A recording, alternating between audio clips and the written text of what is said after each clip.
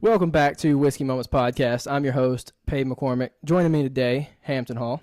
What's up, guys? What's going on, man? We'll toast it up. Cheers. And I know one day that we'll die and leave Earth. But if you die first, I rip out my heart that's still beating. I take Novocaine to numb up the feeling. I'd wrap you in my arms when I see you again. If heaven even lets me in. So, what's new in life? What's going on, man? Man, enjoying summer, traveling a little bit. Got a song that just dropped like last month called "If Heaven Lets Me In," and just trying to like stay busy with music, trying to stay busy with life. And Where you been traveling to? Like vacations, or like for work, or what? We did like a writers festival in Canada. We did 2 weekends in Canada, and that was really fun. Yeah. It's like they like took like the writers round. Have you been to a writers round? I haven't been to one. I want to go to one, but I haven't been to one. So it's really cool. It's like it's basically like there's tons of them happening like every week in Nashville, and it's just when like writers go up on stage and like sing their original songs. Yeah. And then they brought that up to Canada, and so like Canadians basically like paid tickets to like go to this venue and like watch us songwriters play the songs we've written for them. So it was like bringing like the Nashville culture up into Canada. That's pretty cool. And I've never been like up north, so going up there was kind of weird. And Yeah. then everybody is like huge country fans up north. In Canada? Yeah. Like you're from Missouri, right? Yeah, yeah. So I don't know. I don't know how it is in Missouri. Definitely country. Yeah, really country. I Yeah, bet. yeah. Because I've been to like lower Missouri. And That's it's what just I'm southern super- Missouri. Super southern. Have you heard of Kenton? Kennett? Yeah, Kennett. Dude, that's like where I'm from. Really? Dude, I'm 10 minutes away from Kennett. What? Really? Yeah. It's in the Boot Hill, dude. Dude, it's flat. Yeah. Yeah, so we You were in went on Kennett? That's we wild. went on a duck hunting trip there. In Kennett? Yes. What? In January, and we were the only people that looked that had like mustaches and like camo on, and like I guess there's like a duck hunting scene there a little bit. A little but bit, yeah. We drove straight in, and like the first thing on the right is like this Super 8 motel. Uh-huh. And a McDonald's. Yes. And Yeah. we stayed right in there. Dude, No way you stayed there. No way you stayed there, bro.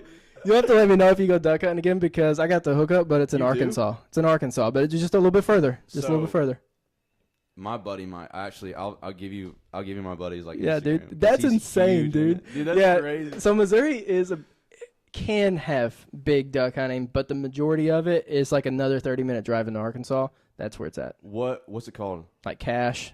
Cache? Or like Batesville has a good hunting scene. It's all in between like Kennett and Batesville, Arkansas. You'll go through like Paragould, Jonesboro. Oh, dude, wait. All those. Let me look something up real quick, because there was a spot.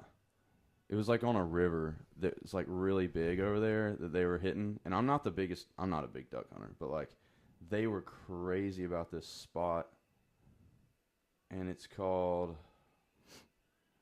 golly, That blows my mind, dude. dude, that's wild. That's super small town too. I don't know, dude, but I wish I could figure it out.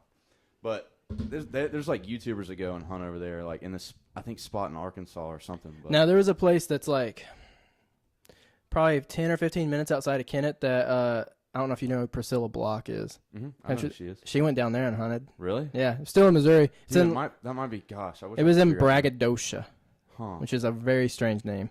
If I heard the name, I'd be like, oh, that's it. But Yeah, I don't know. the Arkansas names, there's so many little towns that are really good about. That's crazy though, dude. That's Dude, so crazy. What's that Italian restaurant there? What was it? I think they just sold it. Really? Yeah, they sold it like a few months ago. To like, I don't know if they're keeping it an Italian restaurant, but yeah, I saw on Facebook. Do you know what I'm talking about? Yeah, it's in the square. Yeah, Yeah.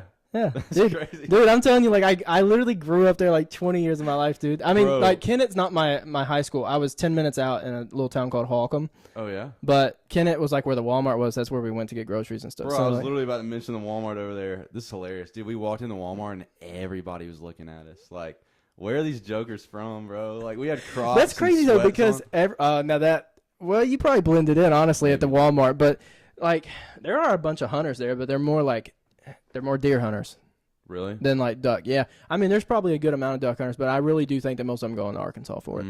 I see.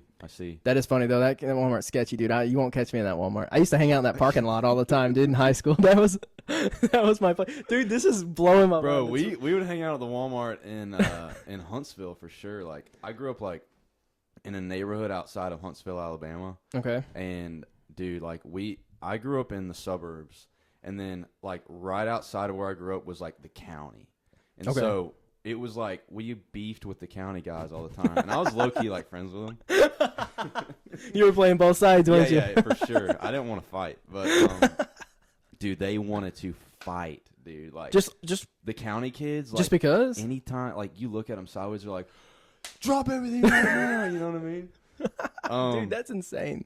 No, That is like the small town stuff right there, though. no, it sure was. Like you had like the kids who grew up in the suburbs that like went to like one school, and then you had the kids out in the county that went to another school, and like you'd have parties like anywhere around there, and like if the suburb kids were at a party, like And the county the kids. New Hope kids would maybe come in, like it's called New Hope, and they would maybe come in and like stir up some trouble. Oh man, or it would something.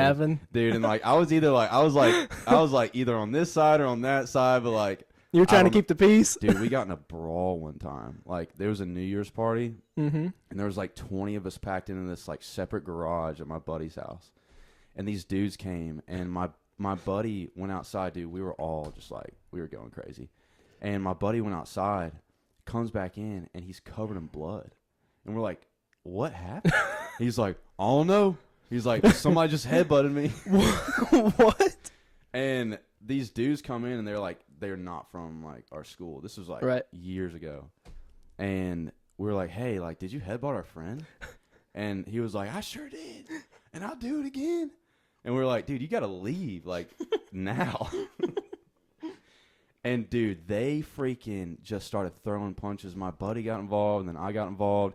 And the dude who owned the house got involved, and like he never fought. Like he's the nicest guy that we'd ever known. And all of a sudden, we're like all out in the front yard, just everybody's just wailing on each other. It's not even 12 o'clock yet. Like it's still 2019. Like we hadn't even rang in the new year yet. And these dudes, it took them like 45 minutes to leave. They kept just trying to fight us. That's insane. And then one of them like reached his shirt up, and he had a gun like strapped in his waist the whole time. Like we're all rolling around on the floor with this guy. And after that I was like, yeah, I'm not gonna like Yeah, egg that's anybody it. on anymore. Like Yeah, I think that's I think we're gonna wrap this up. So Yeah. Dude, I had a story like that. Me and my best friend, we almost got jumped one time in a funeral home parking lot.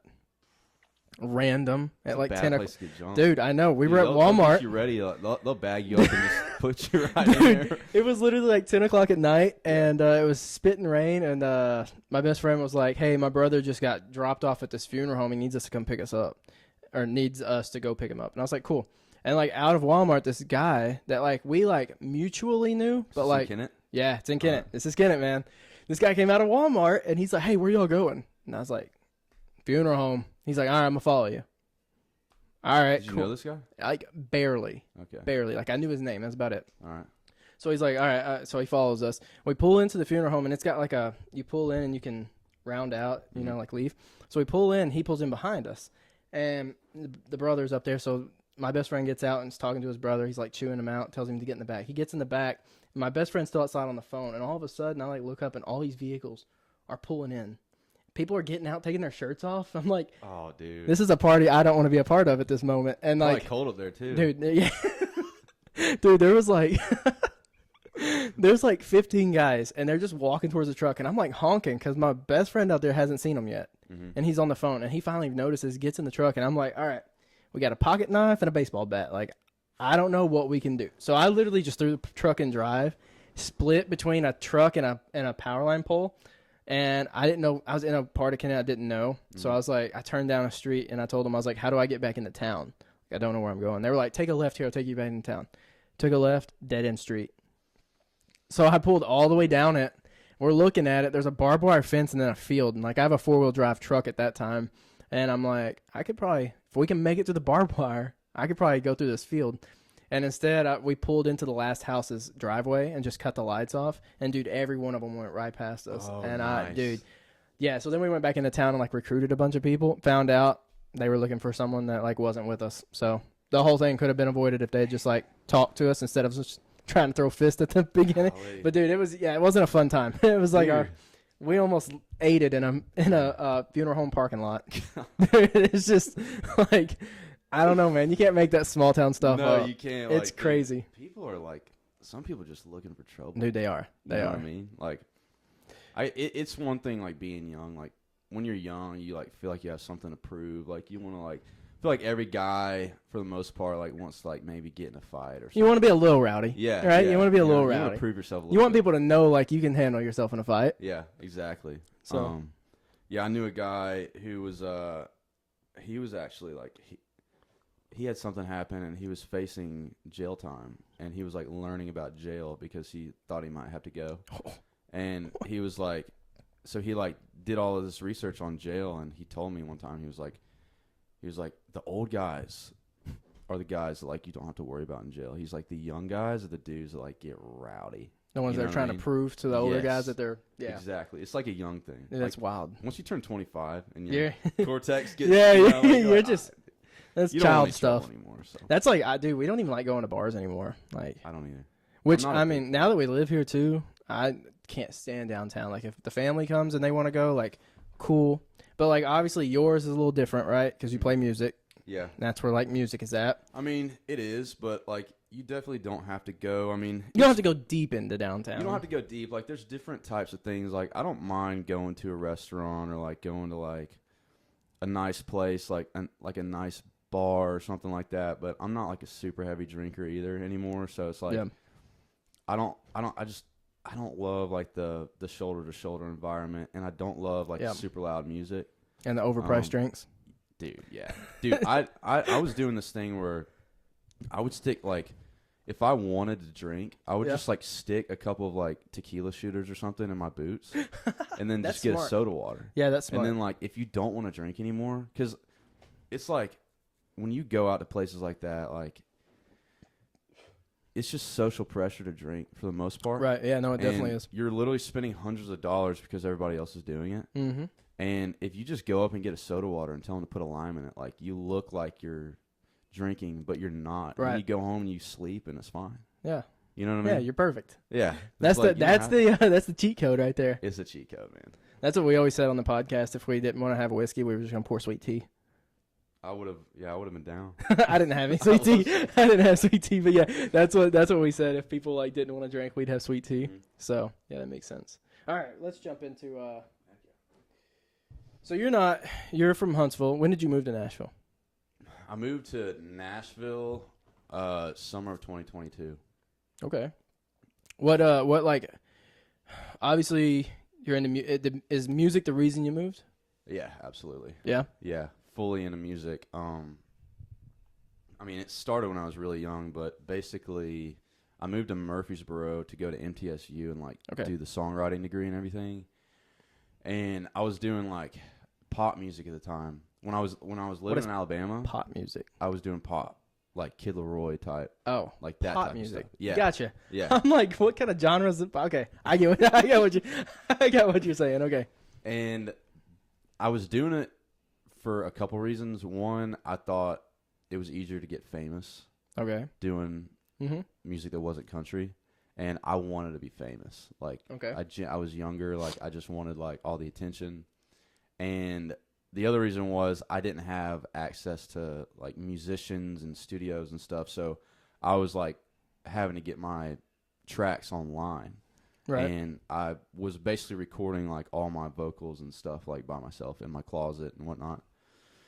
And so I wanted to live in Nashville, but I didn't have I couldn't go to Belmont or anything, so I went to MTSU. I went for 1 semester, and like that whole semester I was kicking myself because I hated school, and I was just like, I could literally just be in Nashville and not go to school and just get a job. So I took a semester off that next semester, and I finished out my year in Murfreesboro, and I moved up to Nashville. And dude, like I started working this maintenance job like as soon as I got there. Like what kind of maintenance job? I decided I was going to move to Nashville, and I found an apartment. I found a job at Topgolf, and I was like, all right, I'm going to work this job at Topgolf, and now I'm going to go find an apartment. So I go and walk into this apartment complex, and like this dude comes up to me. He's like, hey, you looking for a job? I was like, I actually just got one. He's like, well, do you want like a discount on your rent? And I was like, sure.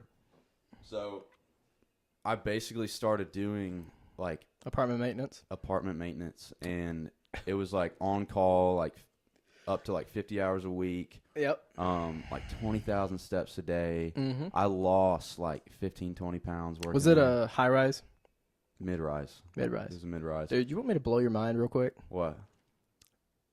I'm a service manager for this apartment complex. Really? Also, when I moved here, when I was moving in, a random resident came up to me and said, hey, they're hiring for maintenance here. And I said, no, I just had a job. I just got a job here.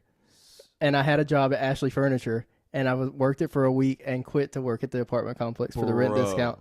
That is wild. I got goosebumps, dude. When you said that, that blew my mind, dude. It's almost the same story. That's insane. As soon as we moved here, literally while I was moving in out of the U-Haul, random resident was like, hey, they're hiring for maintenance. And I'm like, I don't even know you, dude. Like, so cool. Did you ever do maintenance before? No. So you got like your EPA certification. You're doing like all the CPO, EPA. Yeah, doing everything. Been here 5 years, dude. Oh my God. Yeah, dude. Wait, what year? What year did you move here? We moved in right when COVID hit, so 2020. Okay. Well, we moved to Cookeville originally in February of 2020. How's that? I don't think you've even been over there. Yeah, I don't like it. Well, that's why we moved here. We were there 6 months, and then literally I subleased my apartment out for the rest of the year, and then moved here. Oh, I see. And this place wasn't even built when we were here. Like this side of this apartment complex wasn't even here yet. There was a fence up. They were building it, and so I have both sides of this apartment complex. Wow, because this is I think they call it garden style. Yeah, this is garden style. These are more townhome style, but they're still considered garden style, even though there's no breezeway. Those are all garden style. So these are nice apartments. Yeah, they're not bad. So, wow. Dude, isn't that crazy? So you're like 8 to 5 on call. Yep. You have a tech underneath you. Yeah, I got 2 and a groundskeeper. Yeah. Oh my gosh. 2 pools, saltwater pools. What's the management company here? It's so they just bought us out January 31st. We just switched. Mission Rock. Okay. Is who it is now. Yeah, see, I hadn't heard of them either. They're out of Colorado. Have you heard of RPM? Uh-huh. So that's who you worked for? I was the first groundskeeper in Nashville for RPM. Wow. Okay. And then they bumped me up really quick, but we had a maintenance tech come in. This is a crazy story. So I didn't want to be a tech. Right. It paid more, but it was like I had to be on call. Like I had to do all this stuff. And so I was like, no, I'm cool being a groundskeeper for now. And I didn't want to get my certifications and do all that. And so they hired this lady. Oh no. And dude, they were down bad for a tech. It was just me. It was me and the supervisor. Yeah. And he needed a tech bad. And so they hired this lady. She comes in August and has like a full dress on, like covering her entire body up, right? Mm-hmm. And they hire her and they're hyped about it. Like she seems great, right? Comes in first week. And tells them that she just found out that she was 6 months pregnant. 6 months. What? Pregnant. She just found out she was 6 months pregnant? Yes. And we were like, so in 3 months, basically, like we're cooked here. You're back to where you were. Like, we're gonna pay you to like sit at home and take care of your baby, and okay, you're pregnant, like that's fine, right? But you knew.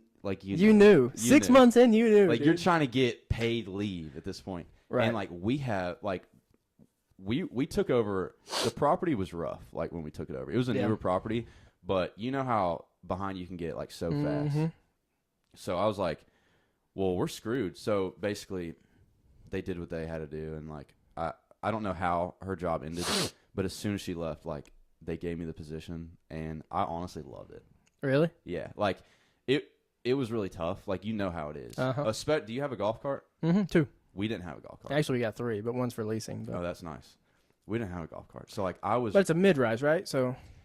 Yes, it was like 280 units, mid-rise, 4 floors, 2 buildings. So 2 buildings. So that's why you would probably need It was a lot of walking. Yeah. So, like, and the compactor was on the far back side, like the trash compactor, if people don't know what that is. It was on the far back side. So I'm sitting in my apartment. I had one of the sweetest apartments, like, in the property. Yeah. But I'm sitting in my apartment every day, like, trying to write songs, trying to do writer's rounds, but I'm gassed after work. Like, I'm tired, especially in the summertime. And so that part was miserable. But what was fulfilling was being able to go into apartments and, like, fix things and like... You learn a lot. You learn a lot. And something about, I don't know if it's just, like, a guy thing, but being able to fix stuff and, like, walk in with a problem, solve it, walk out, check it off the list was, like, such a fun thing for me. And it was also nice, like, knowing all the residents and, like, just having, like, community over there. Yeah. And I loved my bosses. Like, they always took care of me.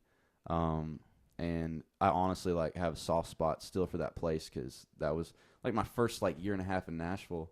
Right. And, you know, being able to be in a big company. I do have a crazy story, like, about that company, though. And so, like... You don't work there anymore? No, and it's a good story. Oh, okay, cool. But it's it's wild, though. Like, this is hilarious. They reached out on, like, an email, and they were like, hey, like, we are, by the way, they were, like, the 5th largest multifamily property management company in the United States. Okay. And they're based out of Austin, Texas, and they have money. So they rented out the Fairmont Hotel in Austin, Texas for a weekend, and they emailed us, and they're like, hey, like, we're having our yearly conference, and we're going to do something this year that's a little bit different, and we would like anybody that has a talent to submit a video in, and we're going to pick some people to come up and perform for, like, the whole conference. So I just, like, threw in a video of me singing. Like, my managers knew that I was a singer and a writer, and so I sent the video in. They emailed me back. They were like, hey, you're good. Like, we're going to fly you out for the weekend. You get to go to the conference. And, like, techs and groundskeepers and, like, assistant managers and leasing agents couldn't go. It was just the property managers, the regionals, and, like, the upper people in the company. Right. And so I go out there, and I walk into this room, and 1,500 people are in this giant room with a stage, and, like, it's so, everybody is talking, it's so loud, like, you can't even, like, hear yourself talk. And I had never played in front of more than 100 people, and I had this song picked out that I was going to play for this, like, talent show type thing. And my voice, I had just gotten over, like, a cold, and so I was, like, really nervous. I'm like, I don't know what I'm going to do. I went to rehearsal and sang the song and butchered it. Like, oh no, dude, oh, no. Butchered it. And I was like, wow, like, I'm about to play in front of 1,500 people. By the way, they're all my bosses. And I'm about to suck. Like, I'm about to do so bad. They flew you out, and then you just, dude, crashed. And I haven't mentioned yet that there was a cash prize for the winner. Like, how many people were competing for, like, the talent show? Maybe, or like, whatever? 15. Okay. Something like that. And so the night comes around, and I flew in that morning, early in the morning, and, like, it's nighttime now, and I hadn't slept yet. I was so nervous. And I'm backstage, and, like, I was the last person to play. Mm-hmm. And every time somebody would play, like, you just hear everybody roaring. This room is huge. And I walk out, and, like, before I walked out, I was like, okay, I got to switch the plan up. Like, what am I going to do?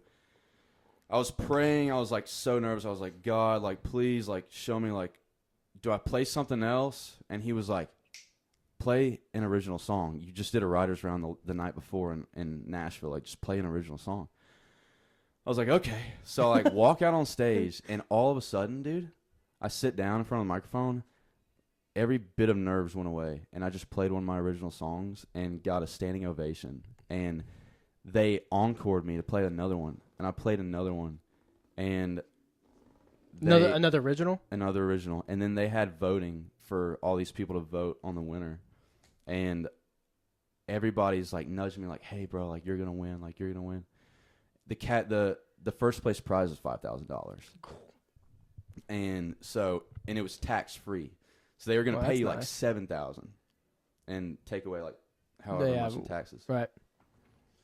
And so I was like really hoping because I wanted to release some songs and stuff. And I go up and they like start with like 5th place and go all the way up to 1st place. And they get up to 2nd place and they call my name. I was like, oh dang, like I only got 2nd. So I got like $4,000. Ah, well. So the CEO comes up and he's like, I'm just going to give everybody $5,000. And I was like, dang. So I go home with $5,000 and then I check my pay portal the next week and he threw on an additional $4,000. So like moral of the story was because I was working at this like giant company, I got paid $9,000 to play 2 original songs. Wow. In Texas for a weekend. And it basically like started my country music releasing career. Yeah. That's cool, dude. And it also allowed me to quit later on that year because I had gotten some. It's just funny because you're like, they basically paid for me to quit. Yeah, thank you guys. Peace. No, that's not how it was. But no, that's funny. A lot of love for that company, and like I was really tight with my bosses and stuff. But it allowed me to like branch out and like put more time into music because I had gotten like another side gig doing some other stuff, and like I could afford to kind of take some time off. Yeah. And it really worked out, but that's cool, dude. Wild. One of the wildest stories. Do you play like downtown a lot or no? A little bit. Like I'll do like a round downtown or something like that. I wouldn't mind doing some gigs around town and doing some bars and stuff. But honestly, not too much. Yeah, it's time consuming. Yeah, it really is. That's the thing I've heard the most. Is You'll like blow your voice out too. I've just heard like people can't focus on like writing and stuff because they're playing so much and they want you to play for like 3 or 4 hours. That's crazy. 4 hours. Dude, that's insane. People will do doubles too. So 8 hours total of singing. Dude, no way. Zero chance. You blow your voice Even out, if I could sing, dude, no way. It's tough. So what's like your most requested cover? Or do you, I mean, have you played enough to where you get covers? Like, have you played? I've gotten some requests, Morgan Wallen stuff. That's what I hear the most. And like I know all the Morgan Wallen stuff, so it's like that's good. You know, I can do it. But what's your favorite one to do? Cover Me Up. Really? Mm-hmm. That's your favorite cover, like overall, not just including Morgan Wallen cover. I don't know if I have a favorite one to cover. I think it changes. Honestly, Cover Me Up's probably a go-to. Is your favorite one "Go" by the Kid Laroi and Juice WRLD? Is that what your favorite cover is? Bro, I haven't thought about that song in like 5 years. I love that song. I saw the Kid Laroi like last year here in Nashville. Really? Is he good? Live? He's all right. Really? You know, like I probably wouldn't go again, but I'm glad that we went and got to see it because he did do that song and they played Juice WRLD's part and he like helped. He like did it while obviously just the song was playing. Yeah. But it was pretty cool. I mean, it was nice. His openers were like nuts, dude. One of them like had his shirt off, came out and looked just like the Kid Laroi, which was weird. Everyone went nuts and he looked just like him, but it wasn't him. Really? Yeah, and he was crazy. Looked like he was like on something, dude. He was wild. That's one thing about that genre is the drugs. Yeah, that's what. And it seems like the Kid Laroi's switching up a little bit. Like his newer music is like not like his old stuff. Really? It's not What's like I don't know. I'm not a fan, but I liked his old music. You know, so it's like it's almost like slower. Like he's just singing now instead of. That's cool. He's not really like rap. I mean, I don't know if he was really kind of rapping, but like. I mean, he's like one of the biggest pop. Yeah. He's pop, right? Yeah, I would say he's pop. Like pop, yeah. Pop rap, depending on the song. Pop rap. Yeah. It was cool to see him, though. Yeah, because I feel like he's that big, he can kind of do whatever he wants. Yeah, and he's dating Tate McRae, so, like... She's killing it, dude. Yeah, you can do whatever you want if you date Tate McRae. Like, you pull Tate McRae, you got it made. Like, you're doing She's something right. She's got that sugar mama money. Yeah, like, you're doing something right, dude. You can fail at your career if you marry her.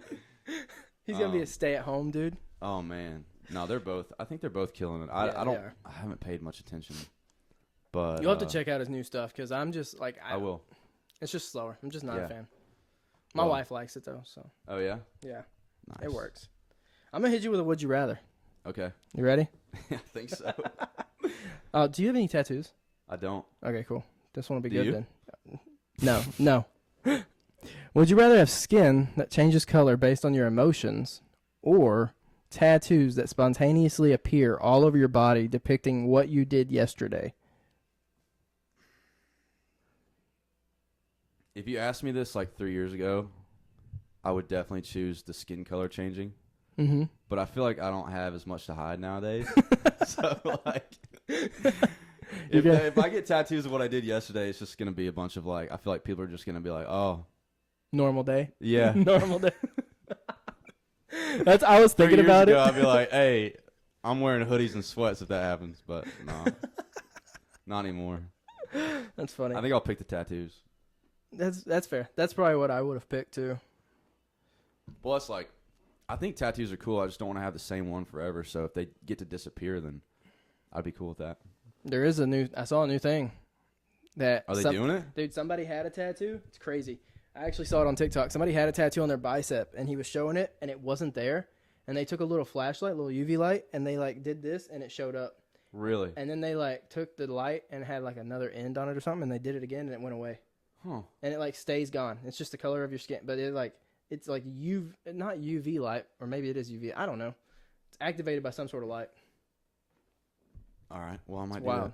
that. Yeah, it's probably really expensive, but I always thought, like, if they could come up with an ink that goes in your skin just like tattoo ink, but it disappears in 6 months, like, completely goes away, I'd be on it. it's like a henna tattoo that lasts for 6 months. Yeah, because, like, my mind The pain's not changes. worth it for 6 months, though.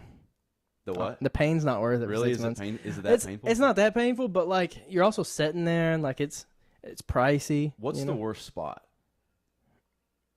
I don't really have. I feel like that's kind of like. I don't have any in, like, bad spots. Honestly, my worst ones are ones that I've had redone. But, like, this right around that ball didn't feel good. The ribs, they say, hurt. I don't have any on my ribs. Your chest, I've heard, like, the sternum area right in here, belly hurts. And then obviously, like, Dude, I bet, like, people who get them right here. Yeah, dude, I want one there, but I bet it, like, I bet your brain vibrates. Like, I couldn't do it. Like, it just, Dude, I don't want one up. Like, I do want one. If I ever, like, made enough money that I didn't have to worry about jobs, I would get something. I don't know what I would get back here, but no, that's.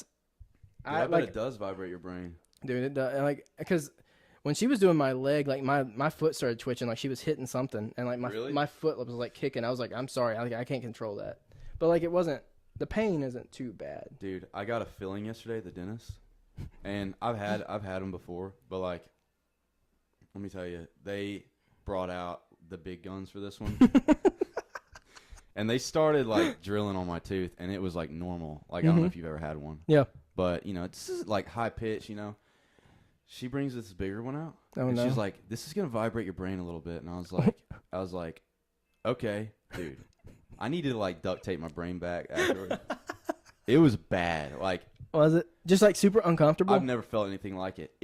She was pressing down on my tooth with this drill that was like, it was like a massage gun type vibration, and my brain was just. Did it give you a I headache? never felt anything like it. It didn't give me a headache. It was just a really weird feeling. Yeah. Like, because your teeth are like, they're like bones. Right. So it's like vibrating your whole skull. It was crazy. That is wild. I don't like that. No. I think I lost some IQ points. I had my wisdom teeth removed, and I was awake for 3 of them. Why? Because that's just the way they did. They just numbed me, and then they, like, went in, like, I'm awake, and they're just like, dude, they're just pressing against my face, and then I, like, he, like, pulls, and it just pops out, and I'm like, dude, I was in high school. I drove home after it. Like, I drove there and drove home. Had 2 removed, and then I went another time, had 1 removed. And then I did have to have 1 surgically removed, like, 2 years ago. Had to be put to sleep. Why didn't they just put you to sleep? They said I didn't have to. So they were like, I guess not. Huh. They had come up, and they were, like, causing me headaches, and they were crowding my teeth. So I was like, yeah, get these things out. And so they pulled the 2, and, dude, I thought I was going to die once I got home. Because, like, the amount of blood that comes out of a wisdom, dude, it's insane. I was like, screw this. And, yeah, it wasn't fun. But, yeah, I was awake for all those, and not a fun I had to time. get all mine out.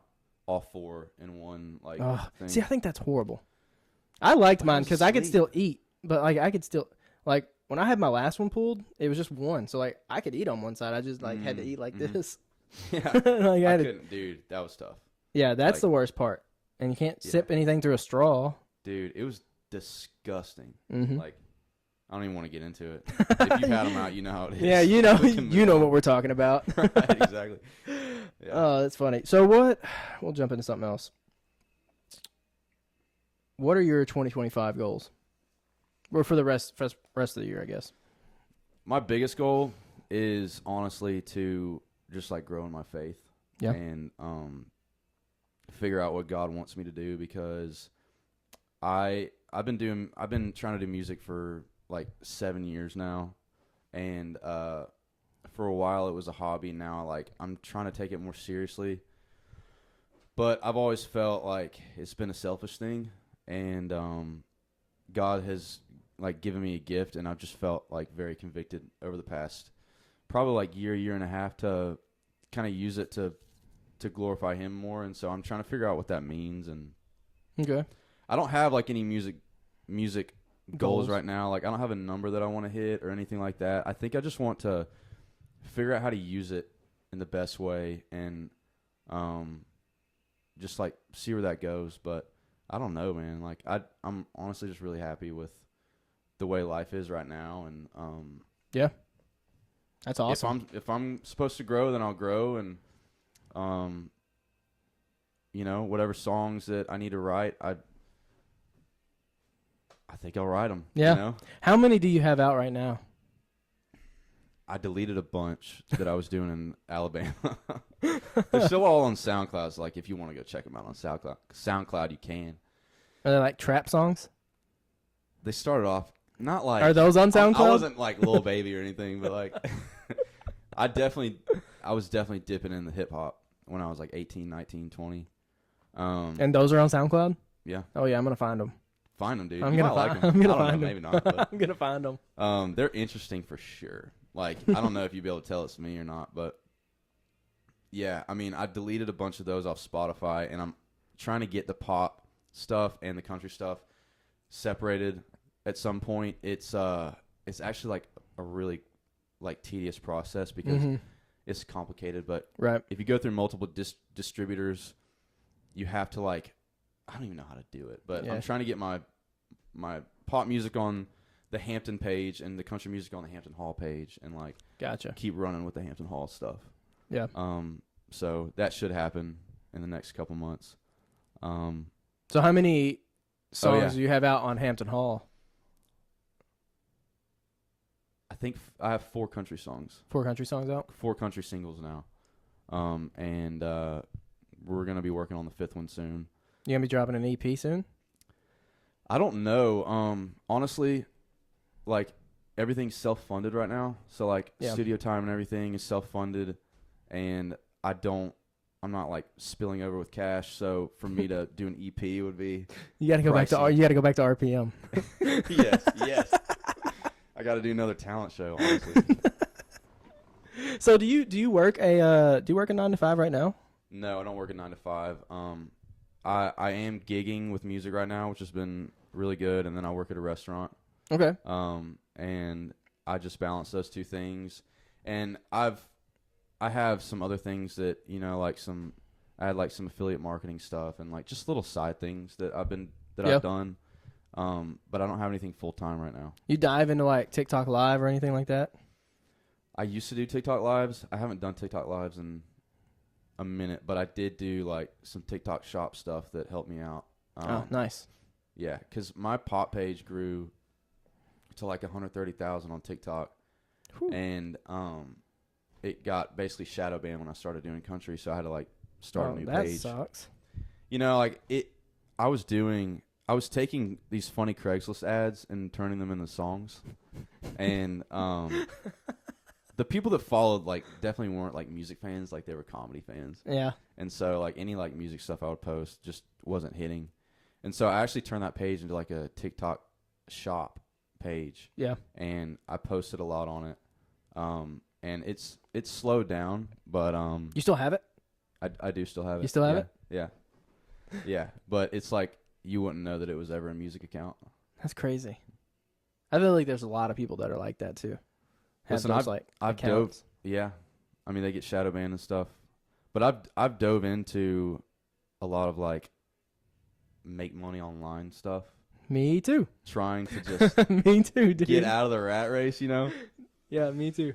That's what funny. have you done? I did, dude. I fell for like a telemarketing scheme one time. It wasn't really like telemarketing, but it was a guy that was on TikTok that was selling like a get rich quick scheme. And so I like paid this money to like learn the secret or whatever. And dude, what was funny is like I completely forgot about it. It was like 3 years ago when I first moved here. And as soon as I did it, I regretted it and like couldn't take it back because I already paid. And so I like canceled my card so they couldn't charge any more money or anything like that. And then like 6 months ago, I get an email and there was a lawsuit against them and they paid me back all the money I paid them. Yeah, they won a lawsuit. I didn't even sign up for it. They just had my name because it was one of the people that, it was like they claimed that you could get rich quick and this is nothing more than just a telemarketing job they were selling you. And I'm like, yep, that's what I fell for. And so like there was that one. There was that one. And then I was just, I mean, anything and everything, dude. Sports memorabilia. Resale, like resale. Yeah, that's not I don't want that. I'm trying to sell. I'm trying to get rid of all that. So fair enough. You know, there's a lot, and some of it's just like it's not really get rich quick. It's more just like just try to make it now. Yeah. So there's just been a few things, man. All online stuff. I don't believe anything I see on TikTok anymore. You know what? I've had trust issues too, but one of the things I did was it's called copywriting. Oh yeah, I've heard of copywriting. And for people that don't know what copywriting is, you basically write emails for companies and you write web page bios and you write scripts for the videos. All of that is copy. And I bought a course on how to do that.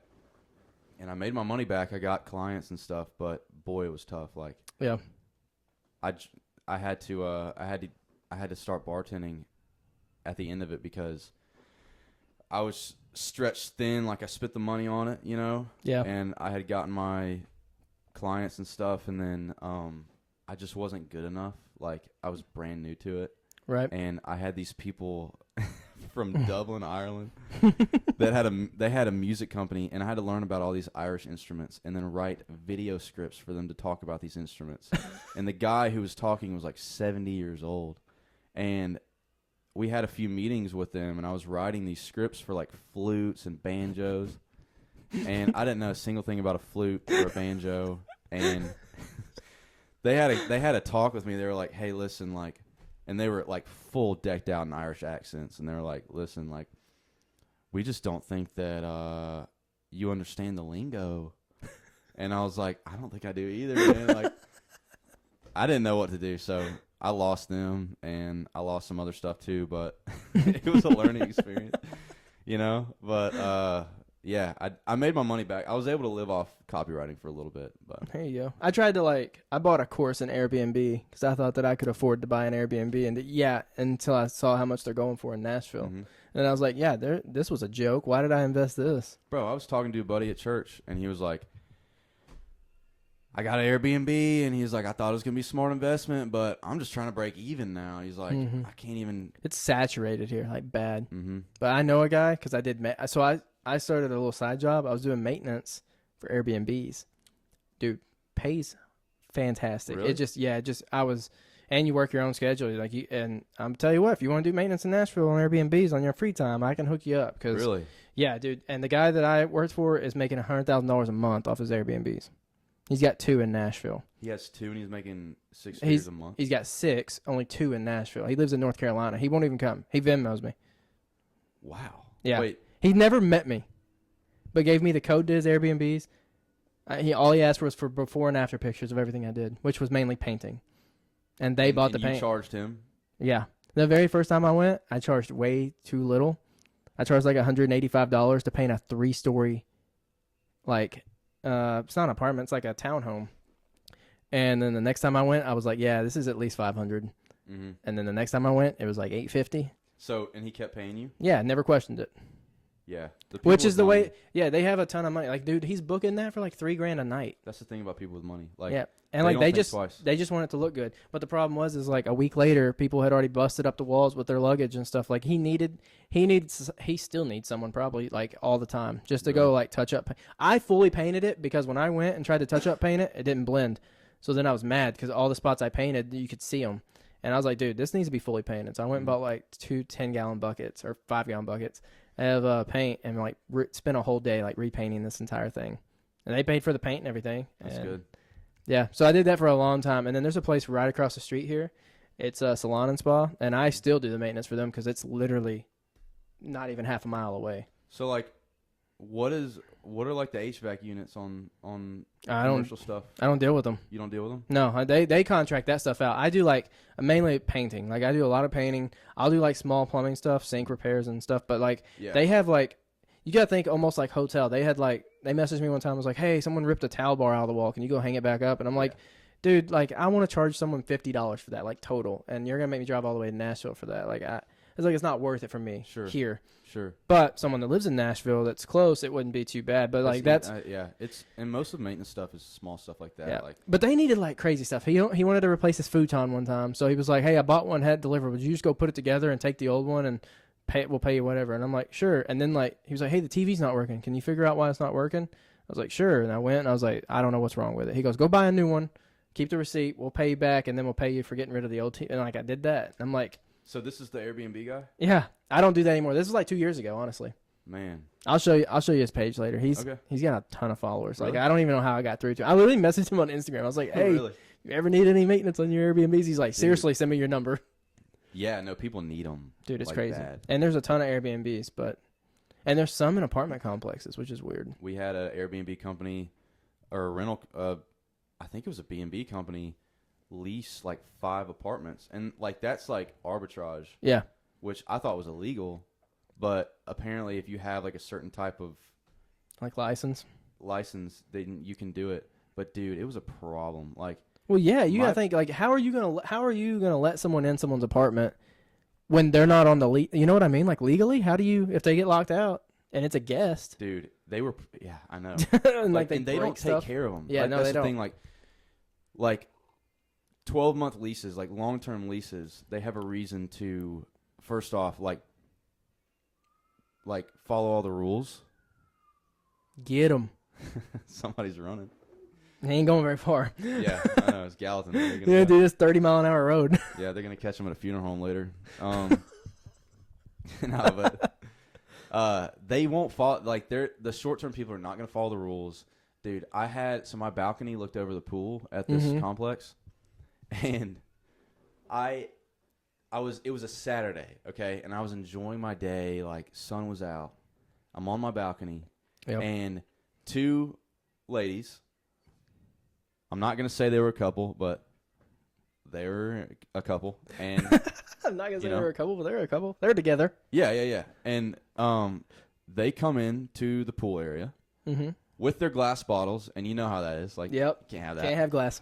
And they set their like glass beers down on the edge of the pool and just start making out like right on the spot. They sit down and get to town, and then one of them sits. I'm on the balcony the whole time, and like I look like this. No one thinks I'm a technician, right?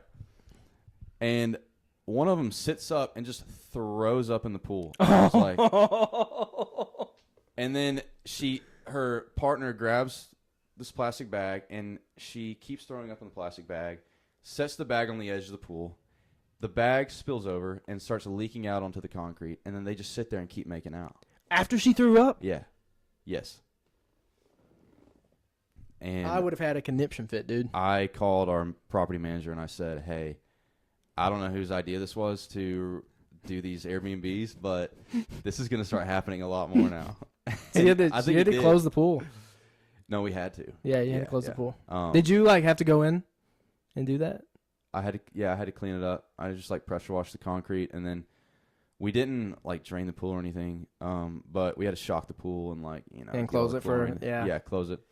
But the glass thing is a problem because you have to drain the pool. And you got to get it all. Like we had one last year at the beginning of summer, and then I drained too much and burned up my pump and had to get a new pump, dude. And the very first year that this place was ever open, a kid had diarrhea on 4th of July weekend in the pool, and we had to close it for 4th of July weekend. Gosh. Yeah, dude, it was insane. I had this supervisor. I have reason to believe that maybe like some of my old managers might watch this, so they might laugh. I hope this guy doesn't watch this. But if you do, just laugh. I love them. Just I laugh. love them. I've never seen somebody so passionate about maintenance in my entire life. And, and you probably have met these types of guys. Maybe you're one of them, but I doubt it. I doubt it. This guy got there like 4 a.m. every morning and like busted his can, and then would get off and go do like one-off maintenance jobs for the people in his town, like an hour away. Just an animal. And but he was like very like big about following the rules and stuff. And I get a call. I'm at the gym, and I'm not even on call. He's on call, but he's like, "Hey, like you live on site." He's like, right. Somebody just dipped their dog into the pool, and we got to close the pool. And so I get back there. There's like 50 people in the pool. It's on a Saturday. And I called him. I'm like, dude, I don't think we need to close the pool. Like, I know the dog. It was a little like Chihuahua, like pocket Chihuahua, and it dipped its foot in the water. And I was like, dude, I don't think we need to close the pool. And he's like, we got into it. And I was like, all right, well, I'm going to go close the pool. I walk up. I had to kick 50 people out. And I was like, I'm sorry, guys. I got to do it, yeah. Dude, we've never closed it for dogs. Obviously, dogs aren't allowed in our pool. Funniest video I had, though, was a guy that used to live directly like behind the pool. And you could walk through the pool gates to get to our mailroom. And he brought his huskies through that. And at the front of our pool, there's like a little area with the lounge chairs. That's like a foot high water before it gets into the pool. And he was walking back with his mail, and the dog fell into that. Like, he misstepped and fell into the water. And dude, it was the funniest thing because it freaked out and jumped out of the water. But that was, and like, we didn't close it for that. I mean, I've had people that have like let their dogs swim in the pool, and I'm like, I'm not closing it for a dog. For a dog being in the pool, I'm not. Just like shocked, like. Just throw a little extra chlorine in it, you know? At night or something like that. And ours are saltwater pools, so. Ours was too. Yeah, you don't have to do to me, I don't think you need to do anything for dogs. As long as they're not in there for like a crazy amount of time and didn't like urinate in the pool. But I don't want to bore people with like maintenance talk, but like we had like the salt cells or whatever, but they didn't work right, so we had to like throw chlorine in it all the time. And it was just like, I knew nothing about pool maintenance, but we got an inspection. I got like 100. Like literally just winging it. Hey, what's crazy? Our salt cells right now in my pool don't work. Dude, we might. I don't know what's going on. I think we're the same person. Yeah. Other than I don't do music, so.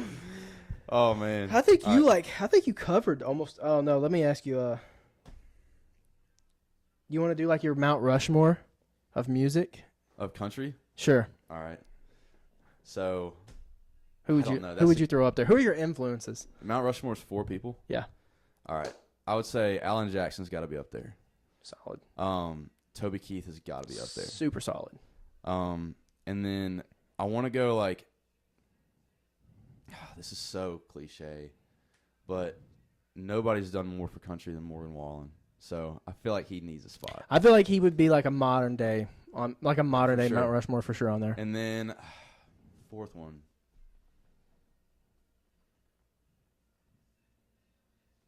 Did you listen to any like older music, older country? Like, I've gotten more into it recently than I ever have been.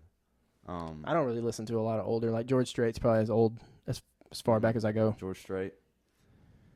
I would say if we put 2 old guys and 2 new guys, I think Luke Combs gets a spot up there too. I like Luke Combs. And that's just like people that have done a lot for country. I think. Like there's definitely smaller guys that I like. But if you had a Mount Rushmore, I don't think that many people would argue with that. Yeah, I don't think so. That's solid. Yeah. I like Luke Combs and Morgan Wallen. So they're great. And I love Toby Keith. So. Bro, yeah. Toby Keith is rest in peace. My dude, yeah. R.I.P. You want another Would You Rather question? Mm-hmm. This one's like not a really funny one. It's just one that would make you think, kind of, maybe. Would you rather never have to wait in line, or would you rather always have a parking spot? Line. Never have to wait in line? Yeah, we flew into Detroit last month, and we thought it was going to be easy breezy because we were there the weekend before, and we pull up to the car rental place, and for some reason there was a line like out the door. We waited for 3 or 4 hours to get our car, and I told my friend, I was like, dude, I don't know if we can ever do this again. Dude, it was bad. Yeah. So I think the line situation is something. I think that's solid. It's a Imagine lot going to more like beneficial. Disney World or like Universal, and you can just Yeah, dude, never in a absolutely. line. That's awesome. Yeah, dude. Yeah, You're never that's late either. actually I never thought about that. That's a great idea. You know how many times you've been late because you've been in line? Yeah, I do like the parking spot idea too, though. Always have a parking spot like up front. That is nice. Imagine going to like Opry Mills, like you have an automatic parking spot in the front. Bro, I've tried. I've literally gone to Opryland, Yeah, and we had to park at Opry Mills and walk as far. yeah. To me, Yeah. whenever we go to Opry, like the Opry Mills, the best place for me is like we always go all the way around Opry Mills, and it's super easy to park over by the movie theater. Yeah, If you know what I'm talking about, that's where we go every time, dude. Yeah. It works out every time. It's awesome. I think that's what we did. I think that's what See, we we're did. the same person. This Yeah, is insane. literally. This is blowing my mind. Yeah, that's actually crazy. Do you The maintenance thing is crazy. dude, that I didn't- is actually if wild. you told me that we would talk for 30 minutes about maintenance stuff, I would have been. I literally wrote that. I saw that somewhere online that you did maintenance, and I wrote it down because I was like, it doesn't specify what kind of maintenance it is, Yeah, and I wrote it down because I was like, if this dude does apartment maintenance, bro, good. yeah, Good work. I don't remember I don't where know. I found that. That's Oh, good. dude. Oh, yeah. I want to bring this. I went on your YouTube, and Oh, I yeah? found some skateboarding videos go. Yes, from sir. like 2014. Yes, sir. Yes, Those- sir. That was my sport back then. I was that's- watching them. The best one. I didn't even watch it very long, but there was you and another guy, and y'all like hit a ramp and like high fived. I'm gonna clip that. It's gonna be in the podcast. That's hilarious. That is hilarious. Yeah. Yeah, that was in my garage back home. That was Yeah, fun, dude. man. I can't believe that. No, that's cool. yeah, I found it. That's definitely funny. never gonna take those down. That was dude. I wanted to be a pro. Dude, I could seriously tell wanted to be because you pro. like had the description and everything. You were like, this person does this at this point. This person does. Mm-hmm. You were like first trick, second trick. I was like, this is awesome. It's Dude, funny. that was like a 4-year period of my life where nothing else mattered except skateboarding. I mean, hey, I wish I could skateboard. I can't skateboard, so I haven't done it in like 3 years, but yeah, very fun. yeah, It was very fun. It was really healthy to like be out of the house because, right. dude, I was very much into trouble as a kid. Like, Yeah, I in my middle school, I got written up more than any kid ever, and so they called my parents in for a meeting one time, and they were like, "Hey, like your son has got some problems. Like, we just want to like sit you guys down and talk about it." And they opened up this drawer and pulled out a stack of papers this thick. And they were like, it's about March right now, and your 7th grade son has been written up about 100 times. And we want to talk to you guys about it and see what you guys might be able to do at home to help Hampton, like, not misbehave so much. And they were like, nobody in the history of this school has ever misbehaved this much. And I was like, well, I mean, at least I have, like, You got some a- sort of record. yeah. I was about to say know? you broke a record, dude. And like I don't know, I just had like a lot of energy, and I was a lot of rebellious energy as a kid, and it might have been from my dad being a pastor, but I just they do say that. yeah, I That's like a hated. thing. I had a problem with authority. Like I could not be Yeah. told what to do, and so to like go and spend that energy skateboarding and just like exhausting myself as a kid, I think was actually like really Helped. constructive because it was also competitive because like you and your buddies go out and like you're kind of at the same level, so like you learn something that they don't know, and then that gives you like A little boost. Yeah, and Yeah. it's competitive, so it was definitely healthy. And I think that, yeah, I think it was good that I got into something like that, because I was definitely like prone to trouble. And, Yeah. like I wanted to get into trouble, so like getting into that mitigated it a little bit. Yeah, I still got into some stuff, but yeah. yeah, Every kid does. sure thing. Yeah. So looping back to like music, do you have anything like set to come out? I mean, obviously you just dropped one. You said last month. Yeah, I just dropped So- one. Yeah, July or in June, and right now I'm a little bit busy. Like I'm gonna be playing some gigs out of town this next coming month, and obviously like work and stuff. But once that, I would say like fall time. Yeah. Fall comes around, we'll have some more music out. But yeah, that's That's what the future looks like. yeah, that is. Cool. So how do you have like or is there in the music industry, like a set number that you want to release in a year? Yeah, so I think the best thing to do as like a smaller artist is to try to release every 6 to 8 weeks. Okay. Yeah. But that costs a lot of money. Right. Yeah. It's expensive. So right now the process is really fun, and I've enjoyed it a lot. Right now, I think my biggest thing is just working on my writing, working on the releases that are coming out. Try to release the best stuff possible, and do that as much as I can. Yeah. As much as I can like manage to, and you know, down the road as like deals come around, and if you know there's a deal that is good, then I will take it. But right now, like I said, I don't really have plans. Right. You know, I have things that I like to do, but I just know that I'm not in full control of it. So yeah. What about like you? I think I saw you play guitar. Were you self-taught? Yeah, somewhat. Like my dad, he put me on to music when I was like honestly like 4 or 5 years old. I couldn't put my hands around a guitar, so he just gave me a mandolin, and I was eager to learn. Yeah. So I think he says that I taught myself, but I really think that he helped me a lot. Yeah. Like he showed me a lot of technique and stuff. And I grew up really honestly hating it. You know, when I was like 11 or 12, I would play like little restaurants and festivals around my hometown. But I honestly grew up hating music because I felt like it was like what my dad wanted me to do. Yeah. And it was what my dad wanted me to do. But I couldn't blame him because, you know, he's a musician himself, and, you know, he thought that I was talented and, you know, wanted me to pursue what I had a gift in. And so, you know, but it wasn't until I was older that I started, like, really trying to learn, like, songwriting and stuff, because I decided for myself that music was something that I was passionate about and something I wanted to do. So, yeah, I don't know if that answers the question. Yeah, it does. And then you answered my next question, too, because I was going to ask if your family was, like, musically inclined. So yeah, I've got memories of me at, like, 3 years old in the studio with my dad. My dad, he released 2 albums, and that was back in, like, the CD days. And so classic. Yeah, so my parents together released a joint, like, a duo like joint album together when I was like 2 or 3 years old. Mm-hmm.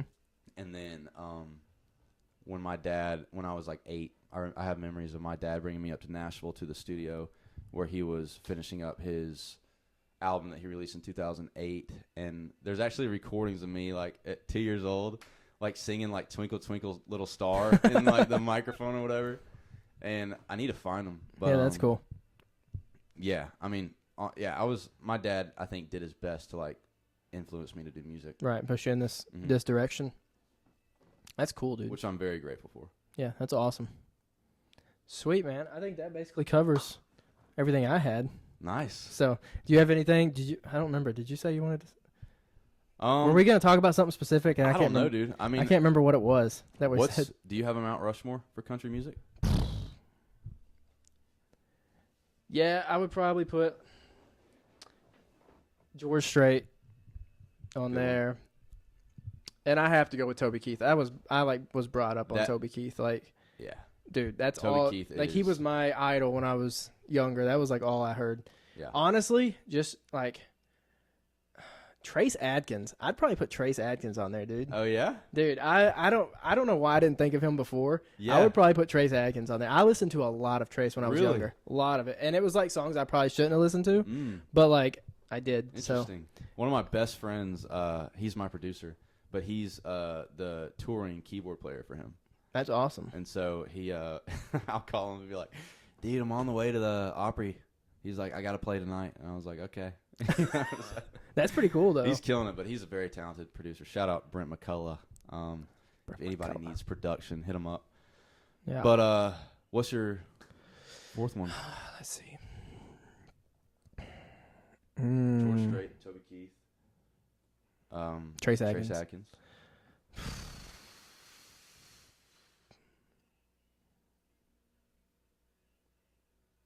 Honestly, I'm gonna put Eric Church on there. Ooh, I wish I would have done that one. Yeah, Eric Church. I feel like he's a good one. He's not so like he's still modern, but he is good, man. He's good. He's very talented. I love his style. I just don't like older music. Like past the like 90s, I don't, dude. 80s and 70s, dude. I can't. Well, I mean, you think about it, like the production was different, the technology was different, and Right. It doesn't. I mean, I understand why people like older music, but the production just does not compete with stuff. Yeah. 90s and up. I'm just not a fan of like Hank and Merle Haggard and like Dwight the outlaw Yoakam, country like stuff. Yeah, dude. I'm just like, I don't know. I don't like that sound. It's just not what I like. And I think, obviously, Mount Rushmores are all opinionated, so Yeah. it is what it is. Well, but I get that. I totally get that. It's definitely like, I feel like if you didn't grow up on it, it's kind of like coffee. Like it's like an acquired taste. Right. Yeah. Because Absolutely. it's different. Yeah. Especially if you didn't grow up on it. If you grew up on it, that type of style like just feels like home. Right. And like my parents always had country music on the radio, but by the time I was old enough to listen to it, that was Toby Keith, Alan Jackson. It was all of them. Yeah. So like that's what I grew up listening to. So that's obviously who I'm gonna put up there. Yeah. You know what I mean? Great, though. So, all right, man. Well, we'll toast it out. Absolutely. I appreciate you coming on the podcast. Dude, thank It you. was fun. Yeah. How long was this? I don't know. We're about to find out. Sweet.